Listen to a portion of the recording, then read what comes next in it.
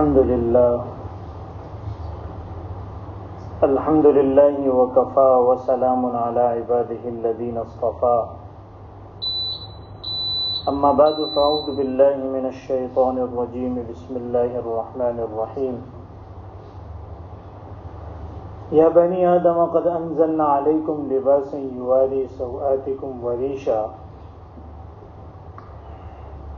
ولباس التقوى ذلك خير صدق اللہ العظیم.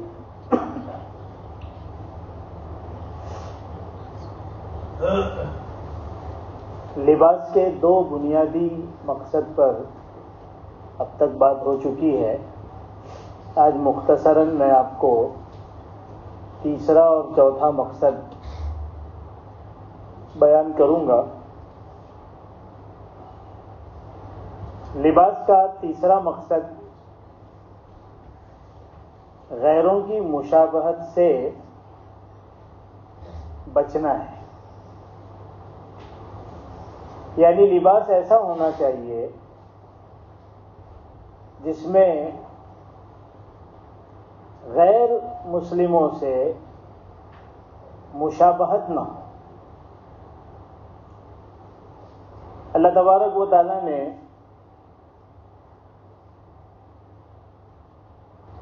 انسانوں کو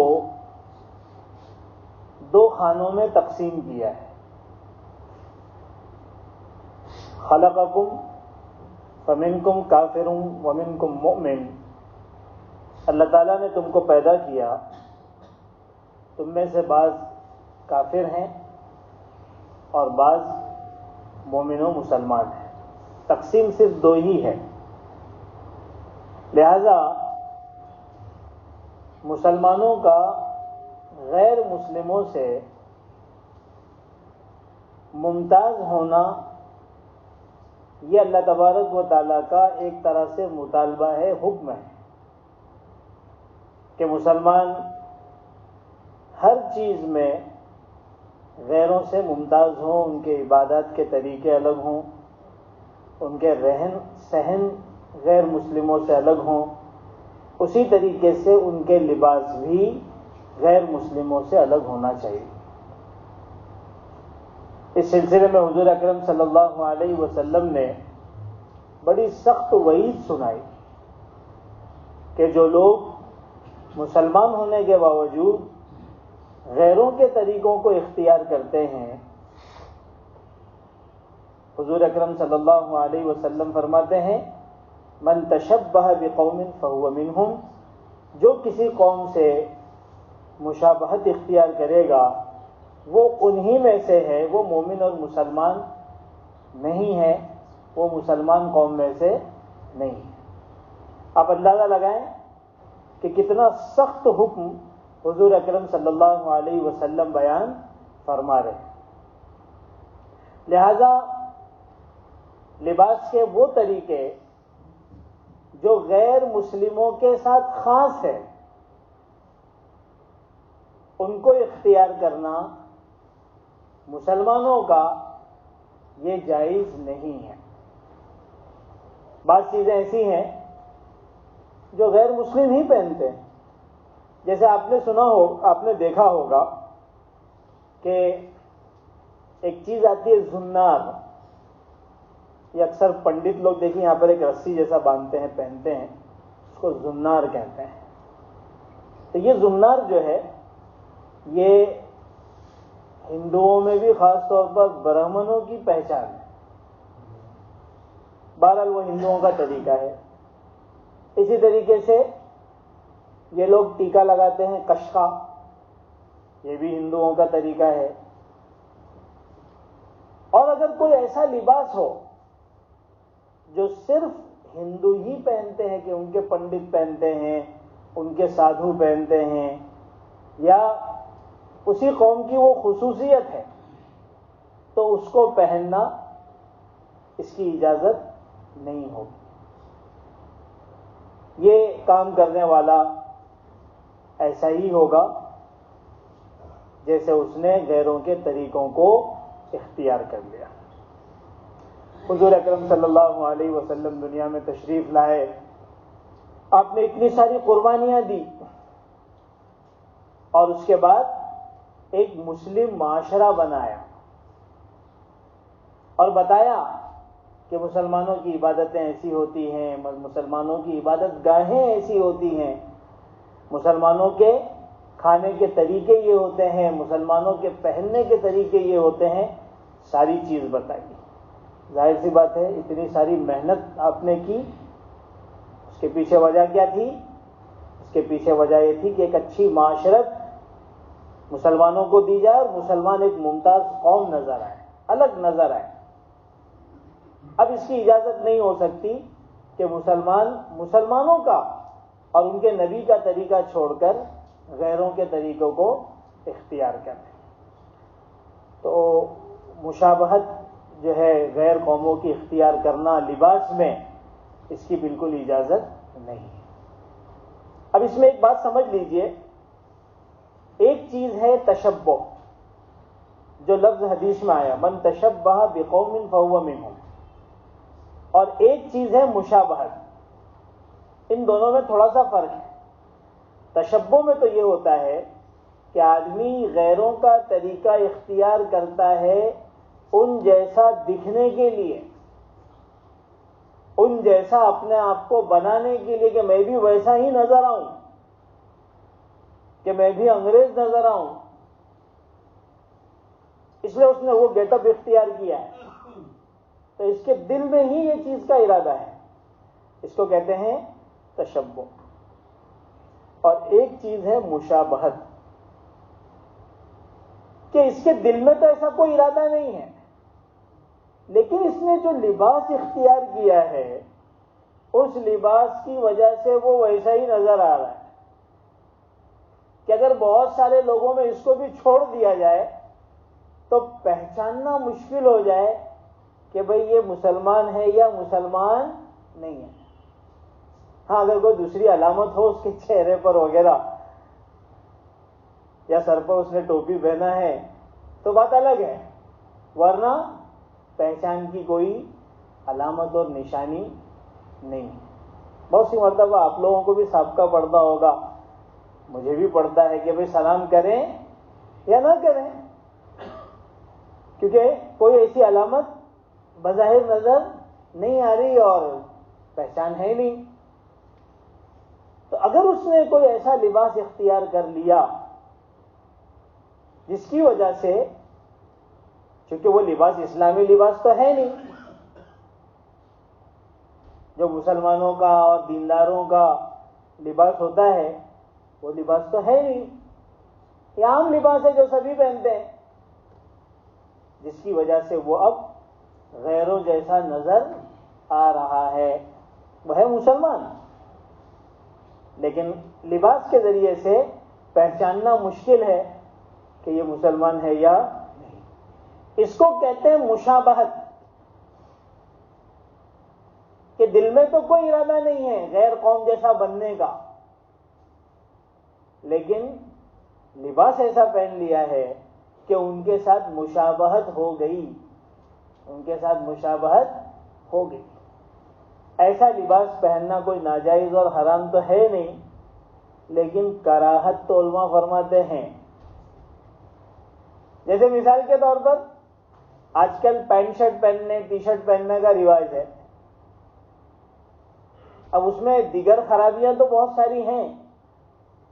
جیسے مثال کے طور پر آپ کے سامنے لباس کے تعلق سے 2 حکم پہلے آ چکا، اس میں ایک کیا تھا کہ سطر چھپا رہے، وہ لباس ایسا ہو کہ اس میں سطر چھپا رہے۔ اب سطر چھپنے کی جو شکل ہے اس میں ایک یہ ہے کہ بھائی لباس ڈھیلا ڈالا ہو، اتنا بڑا ہو کہ اس کے ٹخنے گھٹنے کے نیچے وہ لباس ہو وغیرہ وغیرہ، پتلا نہ ہو۔ لیکن اگر اس نے اس قسم کی جینس یا اس قسم کا جو ہے وہ پینٹ یا اس طرح کی چیز پہنا ہے کہ جس کی وجہ سے اس کی باڈی کا جو اسٹرکچر ہے اور جو اس کے اعضاء ہے وہ نمایاں ہے، جیسے کہ نارمل لوگ پہنتے ہیں، تو یہ تو خرابی اس کے اندر ہے ہی کہ اس کے سطر پینٹ پہننے کے باوجود بھی آیا ہے، کھلا ہوا ہے، جو انتہائی بے شرمی کی بات ہے. اب یہ ہے کہ لوگوں میں وہ چیز حس باقی نہیں رہی، وہ ایک الگ بات ہے، لیکن اصولاً تو یہ ہے کہ وہ چیز اتنی ٹائٹ ہے کہ ایک کپڑا لگا ہوا ہے، باقی تو سب آیا ہے باہر آ. تو یہ جو قسم کا پینٹ اور شرٹ ہے، جو ایک عام لباس ہمارا معاشرے کا بن چکا ہے، یہ لباس اصولی اعتبار سے مشابہت میں داخل ہو جاتا ہے، کیونکہ یہ کوئی اسلامی لباس تو ہے نہیں، یہ اسلامی لباس تو ہے نہیں، اور یہ پہننے والے کوئی اس نیت سے بھی نہیں پہنتے ہیں کہ ہم جو ہے وہ یورپین دکھیں یا کوئی غیر قوم کے دکھیں، یہ بھی ان کی نیت ہوتی نہیں ہے، لیکن اس لباس کے پہننے کی وجہ سے یہ پہچان میں بھی نہیں آتے اور یہ غیروں کے مشابہ تو ہو ہی جاتے ہیں. اس وجہ سے اس قسم کے لباس کو علماء نے مکروہ قرار دیا کہ کم سے کم میں کراہت تو ہے. تو اصل چیز تو یہ ہے کہ آدمی اسلامی لباس اختیار کرے اور تشبہ اور مشابہت سے اپنے آپ کو بچائے، کیونکہ حضور اکرم صلی اللہ علیہ وسلم نے اپنی حدیثوں کے ذریعے سے غیروں کے ساتھ مشابہت سے حتی الامکان بچنے کی تعلیم دی ہے. آپ کو پتا ہوگا کہ شروع میں عاشورہ کا روزہ فرض تھا، 10 محرم کا روزہ فرض تھا، جب رمضان کے روزے فرض نہیں تھے. جب آپ مدینہ تشریف لے گئے، وہاں پر رمضان کے روزے فرض ہوئے، تو عاشورہ کا روزہ جو فرض تھا اس کی فرضیت منسوخ ہو گئی، ختم ہو گئی. مدینہ جانے کے بعد ایک چیز سامنے یہ آئی کہ یہودی عاشورہ کے دن روزہ رکھتے ہیں. حضور اکرم صلی اللہ علیہ وسلم نے فرمایا کہ ہم بھی عاشورہ کے دن روزہ رکھیں گے، لیکن اگر میں زندہ رہا آئندہ سال تو آپ نے فرمایا تھا کہ میں ایک روزہ پہلے یا ایک روزہ آگے بڑھا کر رکھوں گا. کیوں؟ تاکہ یہودیوں کے ساتھ روزے کے اندر بھی مشابہت پیدا نہ ہو. آپ سوچئے، روزے جیسی عبادت کے اندر بھی حضور اکرم صلی اللہ علیہ وسلم نے یہودیوں کے ساتھ مشابہت کو پسند نہیں کیا، اس کی اجازت امت کو نہیں. آپ نے فرمایا خالف المشرکین، مشرکین کی مخالفت کرو، یعنی وہ جو طریقہ اختیار کرتے ہیں ان طریقوں سے اپنے آپ کو بچاؤ. لہذا تیسرے اصول کا جو خلاصہ نکلتا ہے کہ لباس میں آپ کو اس چیز کا خیال رکھنا ضروری ہے کہ غیر مسلموں کے لباسوں کے ساتھ مشابہت نہ ہو جائے. ہم کوئی لباس اس لیے نہ پہنیں کہ ہم ان کے جیسے دکھنے لگیں، یہ انتہائی خطرناک چیز ہے. حضور اکرم صلی اللہ علیہ وسلم کے فرمان کے مطابق پھر ایسے لوگوں کا حشر اللہ تبارک و تعالیٰ غیروں کے ساتھ ہی کر دیں گے کہ بھئی تم کو وہی پسند تھے نا، تم کو ان کا رہن سہن پسند تھا، تم کو ان کا لباس پسند تھا، تو پھر انہی کے ساتھ جاؤ. اہل ایمان کے ساتھ تم کو رہنے کی ضرورت نہیں ہے. اور شاید اس وقت احساس ہوگا کہ ہم کس غلط فہمی میں زندگی گزار رہے تھے، لیکن اس وقت تو کوئی فائدہ ہوگا نہیں. اس وقت کا احساس اور اس وقت کی فکر انسان کو کوئی فائدہ نہیں دے گی. اسی وجہ سے حدیث پاک میں آتا ہے کہ آدمی ایسا افسوس کرے گا کہ افسوس میں وہ اپنی انگلیاں چبانا شروع کرے گا اور چباتے چباتے اپنا ہاتھ چبا جائے گا، لیکن کوئی فائدہ نہیں ہوگا. تو لباس میں اس چیز کا خیال رکھنے کی بہت ضرورت ہے. چوتھا اصول اس سلسلے میں جو حضور اکرم صلی اللہ علیہ وسلم نے ہمیں بتایا وہ یہ ہے کہ لباس ایسا نہ ہو جس کے ذریعے سے انسان میں تکبر پیدا ہو جائے. اس کی بڑی اہمیت ہے، اور اس میں کوئی ضروری نہیں ہے کہ بہت قیمتی اور بہت زیادہ فیشنیبل لباس ہی میں تکبر جو ہے انسان کے اندر آ جائے. ہو سکتا ہے کہ بزرگی والے لباس میں اور ٹاٹ کے لباس میں انسان کے دل میں اگر خرابی ہے تو وہاں پر بھی وہ چیز پیدا ہو سکتی ہے کہ ایک آدمی درویشی کا لباس اختیار کرتا ہے، ایک آدمی علماء اور اہل اللہ کا لباس اختیار کرتا ہے اور اس کے دل میں یہ ہے کہ اس کے ذریعے سے میں دوسروں پر بڑا نظر آؤں اور لوگ میرے نزدیک چھوٹے ہو جائیں اور میری عزت کریں. اب یہ لباس جو درویشی کا لباس ہے، فقیرانہ لباس ہے یا اہل اللہ کا لباس ہے، اس لباس کے ذریعے سے بھی اس کو اب کیا ہوگا؟ تکبر کی وجہ سے گناہ ہوگا، پکڑ ہو جائے گی. تو اس کا تعلق تو انسان کی نیت سے ہے. تو اگر لباس ایسا ہے کہ اس کے ذریعے سے آپ کے دل میں تکبر پیدا ہو رہا ہے، کبر آ رہا ہے، بڑائی آ رہی ہے، دوسروں کی حقارت آ رہی ہے، تو یہ لباس بھی ناجائز ہو جائے گا. لیکن عام طور پر جن لباسوں کے ذریعے سے انسان کے اندر کبر آتا ہے اس کی کچھ نشانیاں اور علامتیں حضور اکرم صلی اللہ علیہ وسلم نے اپنے فرمان میں بتائی. چنانچہ حضور اکرم صلی اللہ علیہ وسلم کی حدیث پاک سے پتہ چلتا ہے کہ جس شخص کا پتلون، ازار، پائجامہ، لنگی، جبہ، پینٹ، ٹراؤزر یا جتنی بھی قسم آج کے تاریخ میں ہے وہ ٹخنے کے نیچے ہے، وہ ٹخنے کے نیچے ہے، تو اللہ کے رسول صلی اللہ علیہ وسلم نے اس لباس کو لباس کبر قرار دیا. چنانچہ بڑی سخت وعیدیں احادیث میں آئی ہیں. ایک حدیث حضرت عبداللہ ابن عباس رضی اللہ تعالیٰ عنہ سے مروی ہے کہ جو شخص اپنا ازار اپنے ٹخنے سے نیچے کھینچ کر چلتا ہے، یہ لفظ ہے، اس کا ترجمہ کر رہا ہوں میں، مطلب ٹخنے سے نیچے رکھتا ہے، جو شخص اپنا ازار ٹخنے سے نیچے کھینچ کر چلتا ہے وہ قیامت کے دن اللہ تبارک و تعالیٰ کی نظر رحمت سے محروم رہے گا، یعنی اللہ اس پر غضبناک ہوں گے. چیز معمولی سی نظر آتی ہے اور آج کے معاشرے میں یہ بات بولنا تو بہت بڑی بات ہے، جہاں 99% یہی گناہ کے اندر ابتلا ہے. لیکن اللہ کے رسول صلی اللہ علیہ وسلم کی حدیث ہے، اس سے سخت حدیث اللہ کے رسول صلی اللہ علیہ وسلم کی ہے، ما اسفل من الکعبین من الازار ففی النار. جس شخص کا ازار بول کر اللہ کے رسول نے وہ تمام چیزوں کو اس میں شامل فرمایا ہے جو آدمی نیچے پہنتا ہے، اگر اس کے ٹخنے کے نیچے ہے تو وہ حصہ جہنم میں جائے گا. یہ دو حدیثیں اس سلسلے میں احادیث کی کتابوں میں ملتی ہیں. ایک حدیث سے پتہ چلتا ہے کہ اللہ تبارک و تعالیٰ کی نظر رحمت سے وہ شخص محروم رہے گا، یعنی اللہ اس پر غضبناک ہوں گے. دوسری روایت سے پتہ چلتا ہے کہ ایسے شخص کا وہ حصہ جہنم میں جائے گا.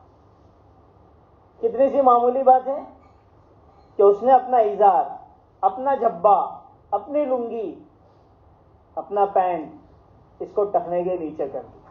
حضور اکرم صلی اللہ علیہ وسلم نے اس کو کبر قرار دیا کہ یہ علامت ہے اور یہ نشانی ہے کبر کی. یہ علامت ہے اور یہ نشانی ہے کبر کی. اب اگر کوئی یہ کہے کہ بھئی ہم تو تکبر کی نیت سے نہیں پہنتے، ہمارا پائجامہ تکبر کی وجہ سے نیچے نہیں ہوتا، اس کی بات کا اعتبار نہیں ہوگا، کیسے فیصلہ کیا جائے گا کہ تکبر ہے یا نہیں؟ اس کا فیصلہ تو حضور اکرم صلی اللہ علیہ وسلم فرما چکے اور اتنی سخت وعیدیں بیان کر چکے. آپ کو پتا ہونا چاہیے جس زمانے میں اللہ کے رسول کی بعثت ہوئی مکہ میں، اس زمانے میں جو عام جاہلیت میں لوگوں کا کپڑا پہننے کا جو رواج تھا وہ یہی تھا کہ وہ ٹخنے سے نیچے کپڑے لٹکایا کرتے تھے. اس زمانے میں یہ کبر کی بہت بڑی نشانی اور اپنی بڑائی جتانے کا سب سے بڑا ذریعہ تھا. ہر زمانے میں طریقے الگ الگ ہوتے ہیں، تو اس زمانے میں اپنی بڑائی جتانے کا یہ ایک بہت بڑا ذریعہ تھا. جس کا پائجامہ اور جس کا جبہ جتنا زیادہ نیچے ہوتا، یہاں تک کہ بعضوں کا تو زمین پر لگتا رہتا، اس کو اتنی اونچی نظر سے دیکھا جاتا یا وہ اپنے آپ کو اتنا بڑا سمجھتا، یا وہ اپنے آپ کو اتنا معاشرے کے اندر بڑا سمجھتا کہ بھئی میرا پائجامہ اتنا نیچے ہے۔ چنانچہ بعض عربی اشعار میں بھی اس زمانے کے شاعروں نے اس کا تذکرہ کیا ہے کہ جب میں 4 شراب کے جام چڑھا کر صبح نکلتا ہوں مستی میں، تو میرا حال کیا ہوتا ہے کہ میرے پائجامے کے جو